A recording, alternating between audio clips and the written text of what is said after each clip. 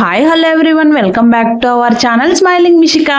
తిరుపతిలో ఎంతో ఘనంగా జరిగే గంగమ్మ జాతర స్టార్ట్ అయింది కదా, అందుకే నా చిట్తలకి ఈ రోజు వేషం వేస్తున్నాను.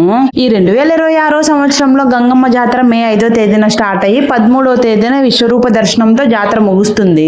మే 5వ తేదీన అంటే నిన్నటి రోజున జాతర చాటింపుతో స్టార్ట్ అయింది. ఈ రోజు అయితే బైరాగి వేషం అంటే భక్తులందరూ ఒళ్ళంతా నామకుము పూసుకొని బొగ్గుతో బొట్లు పెట్టుకుని అమ్మవారిని దర్శనం చేసుకుంటారు.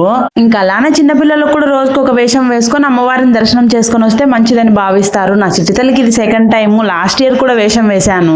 ఈసారి నా చిట్టితల్లికి అన్ని వేషాలు వేసి అమ్మవారిని దర్శనం చేసుకోవాలి అనుకుంటున్నాను. ఇంకా చూడాలి అమ్మవారి దయ ఎలా తలుస్తుందో. తిరుపతిలో జరిగే ఈ గంగమ్మ జాతర ఆంధ్రప్రదేశ్ లోనే అత్యంత ప్రసిద్ధ చారిత్రాత్మకమైన జాతర. పూర్వం ప్రజలు నివేదించిన దుష్టపాలగాన్ని అంతమొందించడానికి గంగమ్మ తల్లి జగన్మాతగా అవతరించిందంట.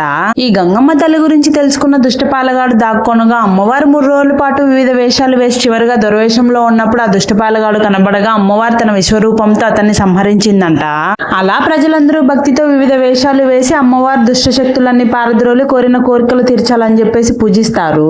ఇంకా అలా నా చిట్టితల్లికి వేషం వేసుకుని అమ్మవారిని దర్శనం చేసుకుందామని చెప్పేసి గుడి దగ్గరికి వెళ్తున్నాము. బయటికి వెళ్దామంటే చాలా ఎంత ఆనందము, గుడి దగ్గరికి ఎంత సంతోషంగా వెళ్తుందో చూడండి.